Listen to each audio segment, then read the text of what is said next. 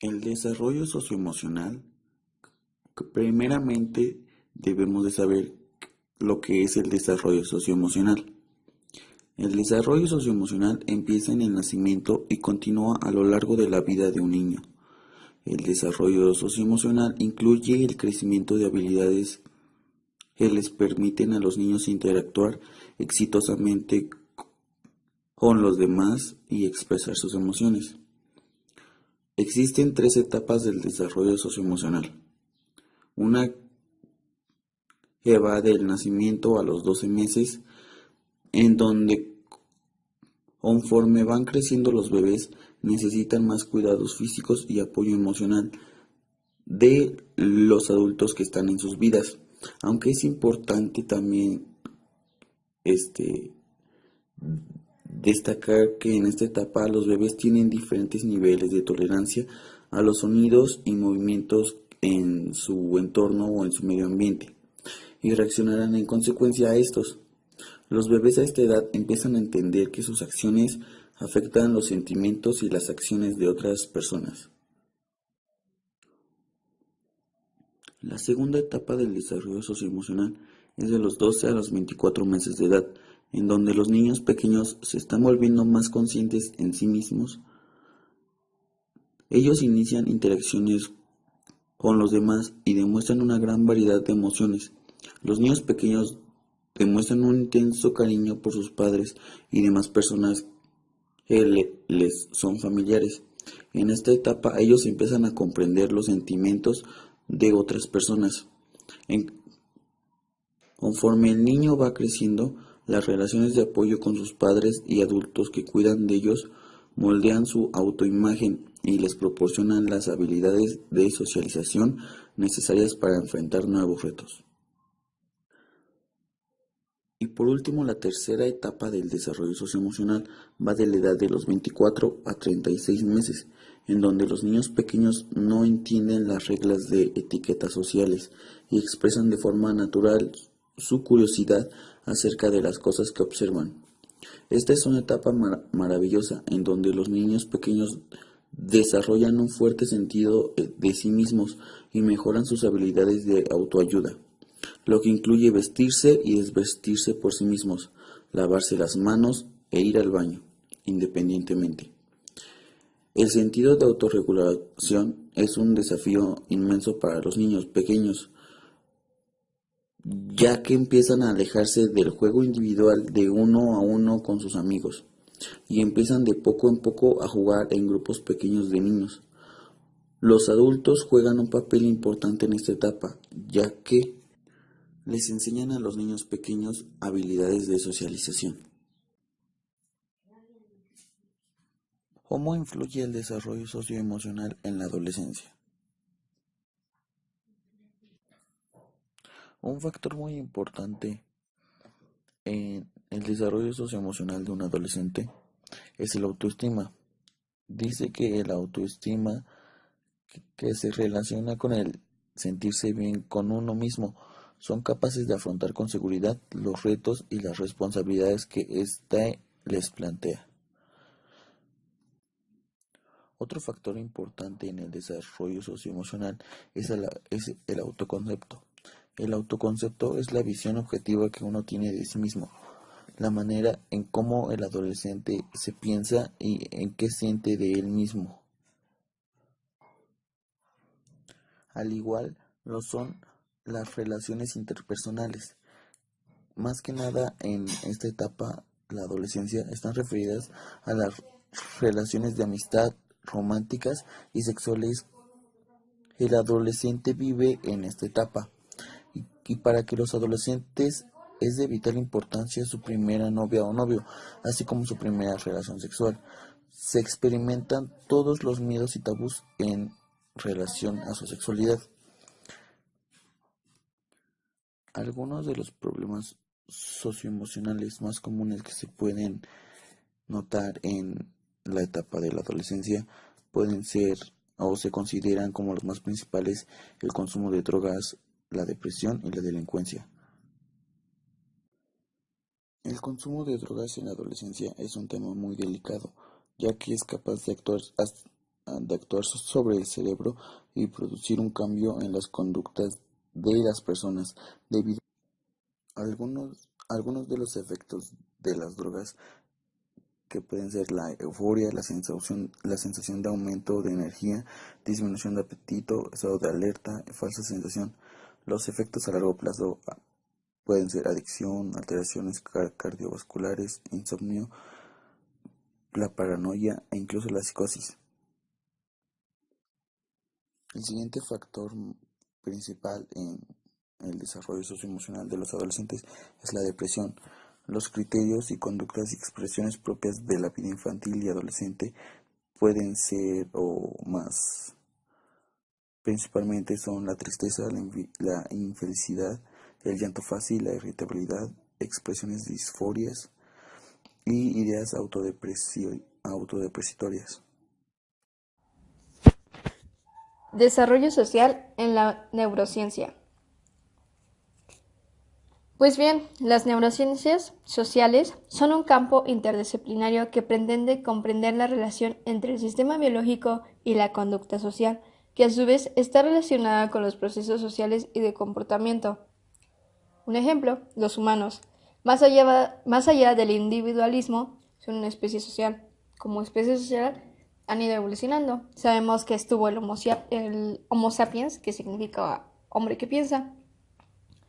Esto emerge a partir de la estructura individual y el desarrollo de agrupaciones tales como diadas, relación con pares, familias y grupos, que tienen que ver en un desarrollo de ciencias y culturas.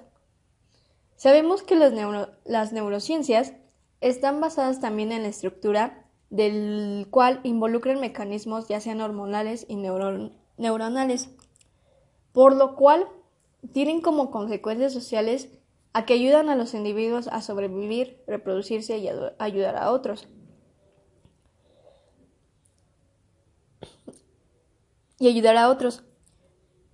Tradicionalmente, las neurociencias se han relacionado con el estudio del sistema nervioso, concepto que ha ignorado la influencia de los ambientes sociales en que los alumnos y los animales viven, pero en la actualidad reconocemos el impacto considerable de la estructura social en las operaciones del cerebro y el cuerpo, ya que son los dos primeros precursores ante los factores sociales que operan ante una interrelación ya sea neural, neuroendocrina, metabólica, cerebro-cuerpo, en el cual facilita o focaliza ejercer una actividad regulatoria y a su vez es maleable. Muchos se preguntarán acerca de qué tiene que ver la neurociencia en el desarrollo social.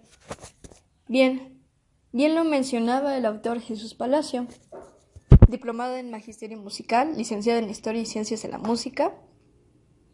Él, gracias a la educación que tuvo, actualmente cursa un máster en Investigación e Innovación en Currículo y Formación, del cual modo ha desarrollado ante los niños y adultos en diferentes contextos artísticos.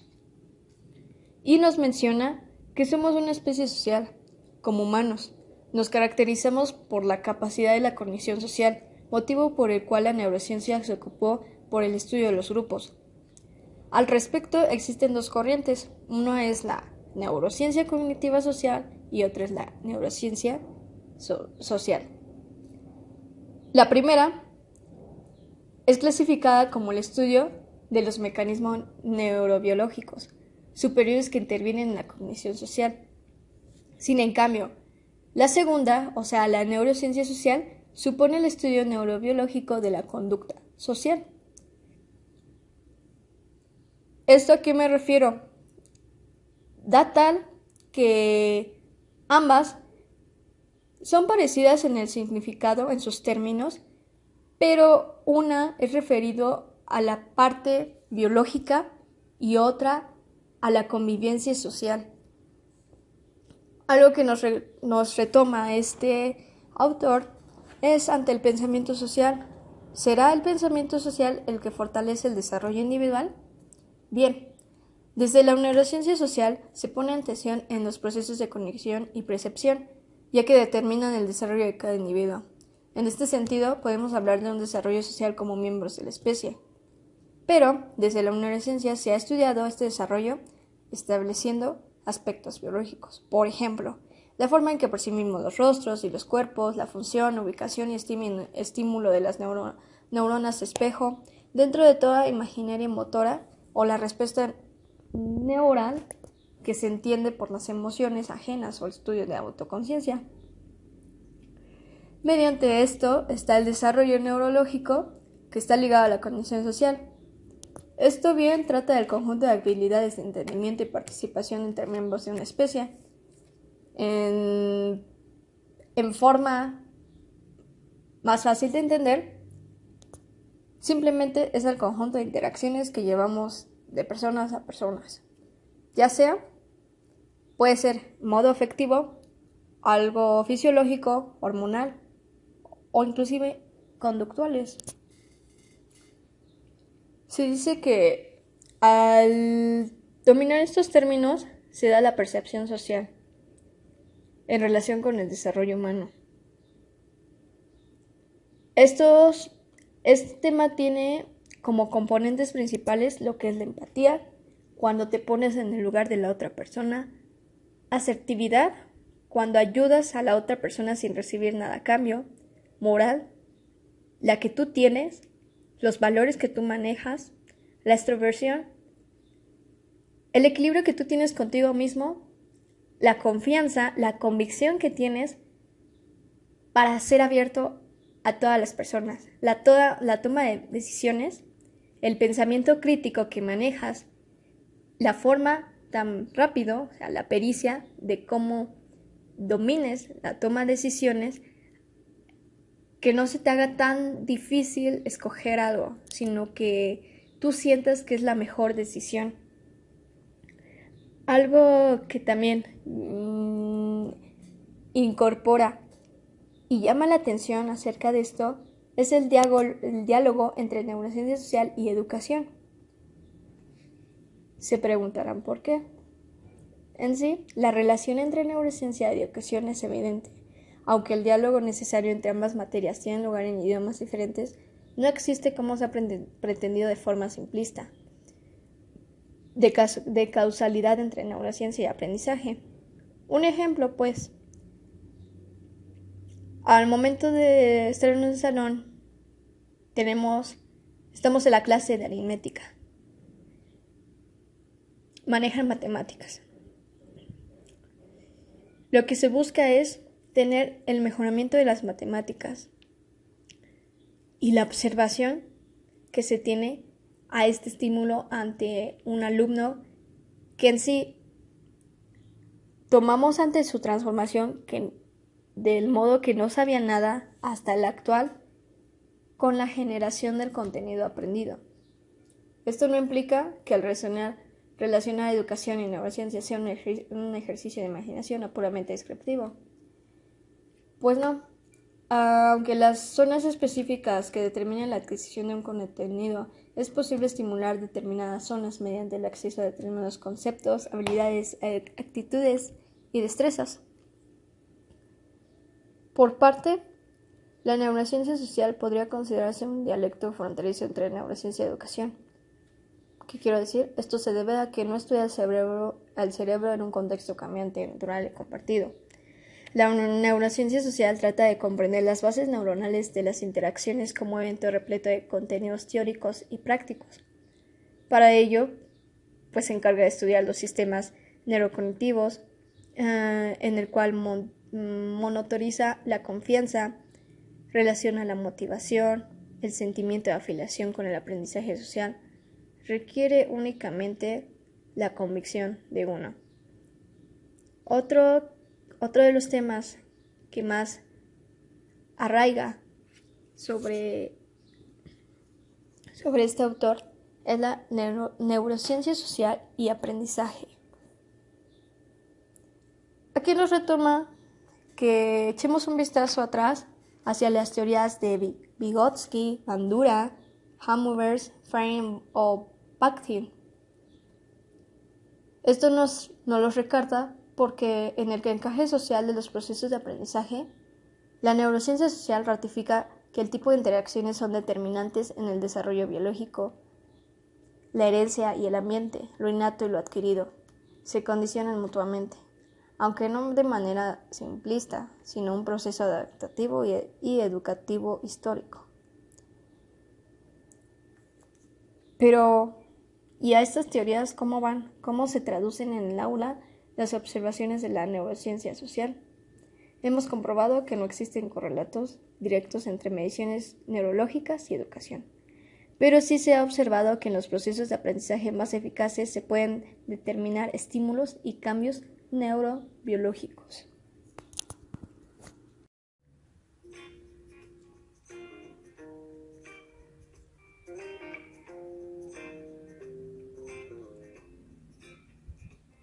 Desarrollo socioemocional en la psicología.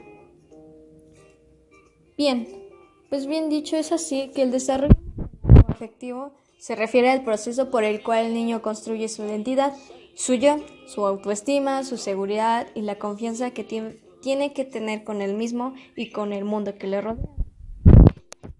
Esto se va desarrollando a través de las interacciones que establezca con sus significativos, ubicándolos como el suyo puede ser única o distinta. A través de este proceso, el niño puede distinguir varias etapas. Uno de ellos es saber conocer sus emociones, identificarlas, manejarlas, expresarlas y sobre todo controlarlas.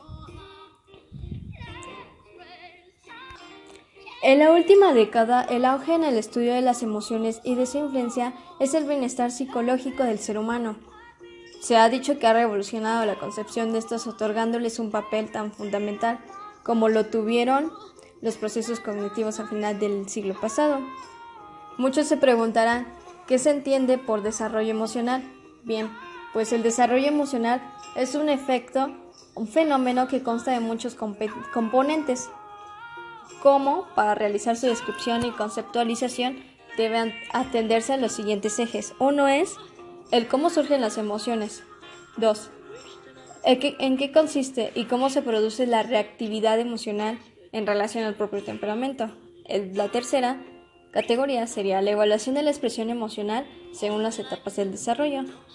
Cuarta, cómo se produce el desarrollo del auto y heteroconciencia emocional. Y quinto, finalmente, ¿qué mecanismos se ponen en marcha en la autorregulación emocional? Se dice que la naturaleza se han ligado tanto el desarrollo emocional como el social. Mediante el primero se alcanza el segundo, puesto que parte de la identificación, de la experimentación y la comunicación de las emociones, o sea, la expresión y la comprensión a través de la empatía, o sea, al momento de ponernos en el lugar del otro, como lo habíamos mencionado en el anterior tema, y el entrenamiento en las habilidades sociales, ambos como los elementos clave en el desarrollo emocional. Uno de ellos puede darse el establecimiento de las relaciones sociales entre individuo y el resto de los seres que lo rodean. Todo ello es posible a la par que va teniendo lugar en el desarrollo del lenguaje.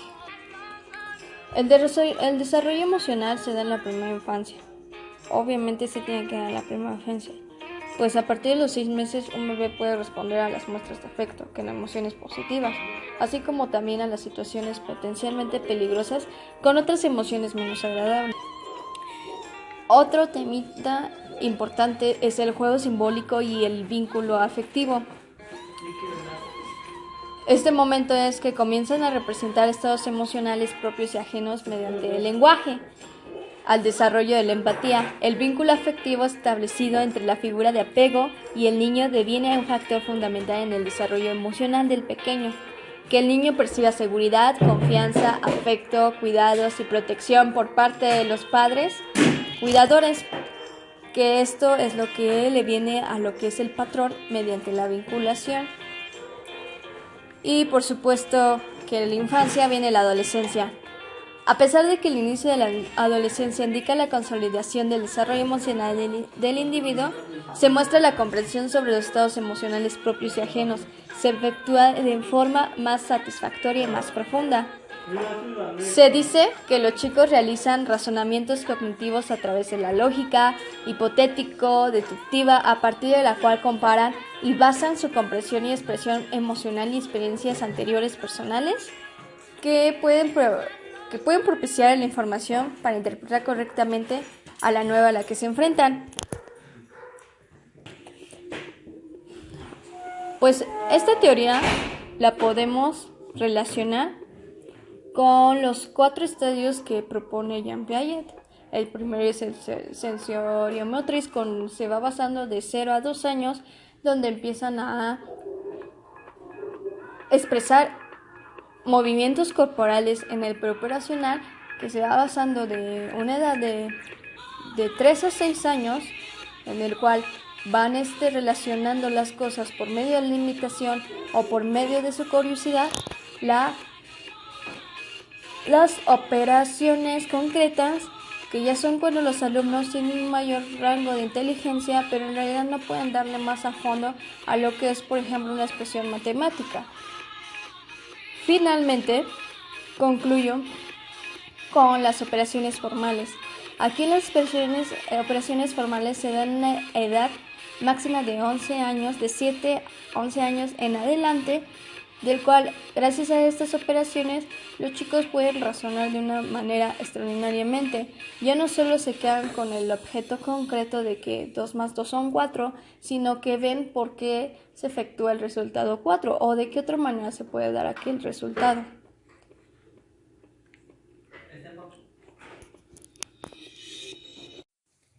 El objetivo de la educación emocional en el proceso educativo es el desarrollo de las competencias emocionales. La finalidad de la educación es el pleno desarrollo de la personalidad integral del individuo. En este desarrollo pueden distinguirse como mínimo 2 grandes objetivos: el desarrollo cognitivo y el desarrollo emocional. Ambos elementos son esenciales para el desarrollo de la personalidad integral de la persona. Con el tipo de sociedad predominante actualmente, que tiene altos índices de estrés, desigualdades sociales, incertidumbres laborales, cambios rápidos, alejamiento de la naturaleza, genera una gran vulnerabilidad emocional que se ve constatada en las estadísticas con el aumento de personas que indican padecer trastornos emocionales, así como un elevado consumo de ansiolíticos y antidepresivos. Por todo esto, la educación emocional debe ser un proceso continuo y permanente, y por tanto, presente en todas las etapas educativas y en la formación permanente. La educación emocional debe tener un carácter participativo, ya que es un proceso que exige la participación individual y la interacción social.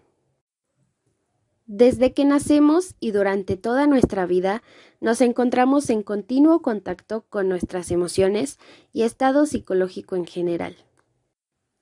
Desde hace unos años, las emociones están adquiriendo el papel central que les corresponden en nuestra cultura personal, social y en la salud. Las emociones y cuidado del estado psicológico han pasado de evitarse y bloquearse a su reconocimiento y aceptación social, con el objetivo de hacernos personas más equilibradas, reflexivas y seguras de nosotras mismas, y al fin y al cabo más adaptativas. El cuidado psicológico y emocional de nuestros hijos será crucial para conseguir una serie de competencias como adquisición de conocimientos sobre las propias emociones y psicología, saber identificar las emociones de los demás, denominar lo que estoy sintiendo de manera correcta, tener una mayor capacidad para tolerar la frustración, tener una actitud más positiva ante la vida, entre otras. Pero entonces, ¿qué podemos hacer los padres para mejorar el equilibrio y control psicológico de nuestros hijos? Lo primero que debemos saber es que, ya que las emociones están presentes en todos nuestros ámbitos, estas no se deben enseñar simplemente en momentos puntuales o estar adscritas a entornos controlados como durante un proceso terapéutico.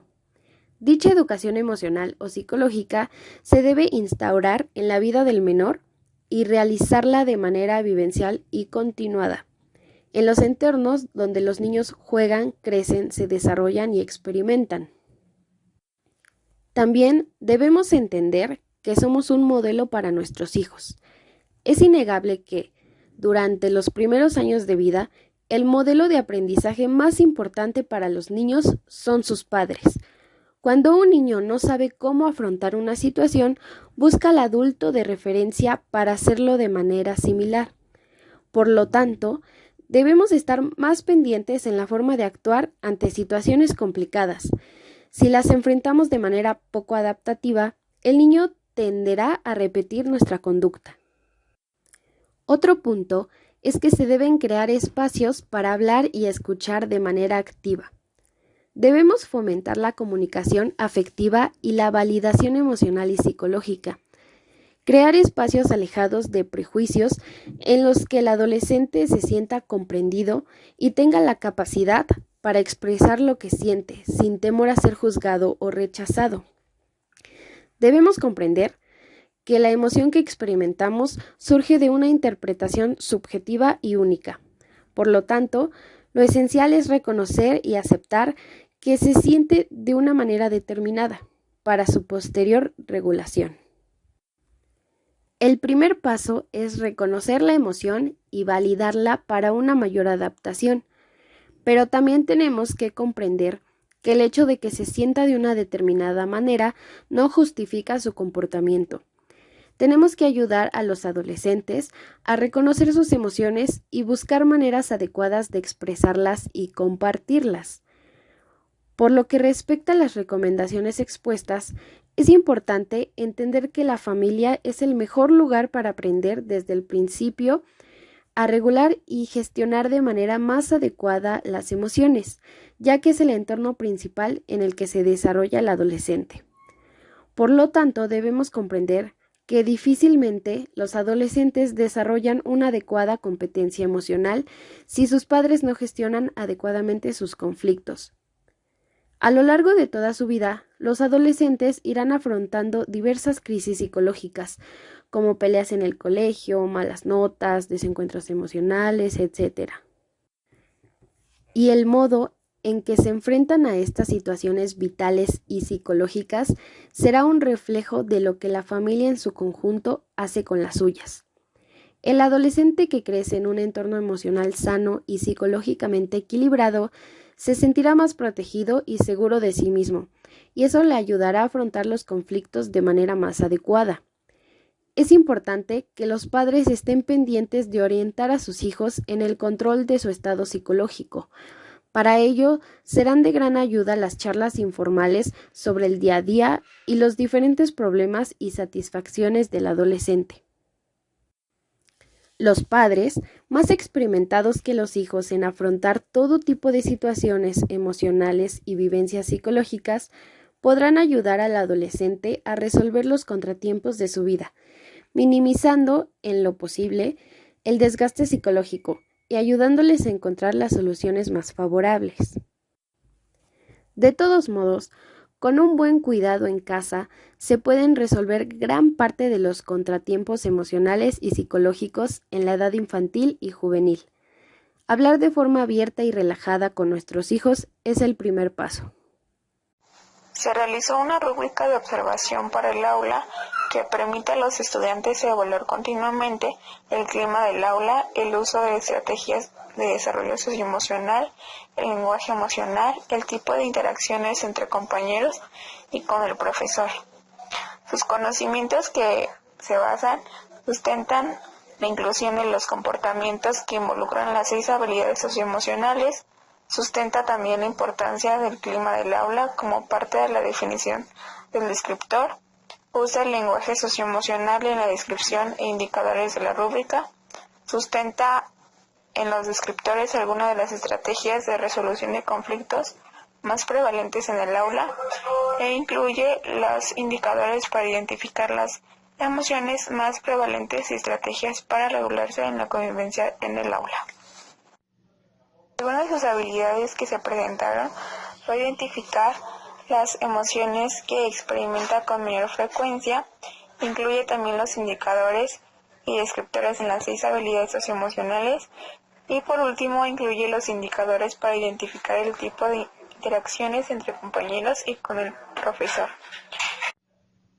Y por último, las actitudes que se reflejan en esta rúbrica es que respeta a la participación e ideas de los demás, participa en la aplicación de estrategias de desarrollo socioemocional y refleja la escucha activa en sus participantes inscritos.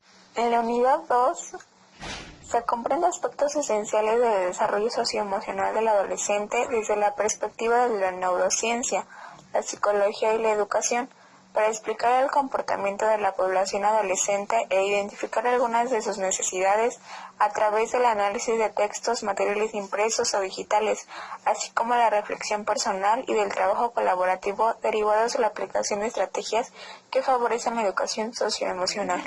Como actividad se realiza análisis de textos y mostrar videos que ilustren los conceptos a estudiar, como lo sugieren los recursos de apoyo de la neurociencia. Por consiguiente, también se fue fomentando el diálogo y participación de los estudiantes sobre el debate de la percepción social de los adolescentes y el método de diálogo reflexivo.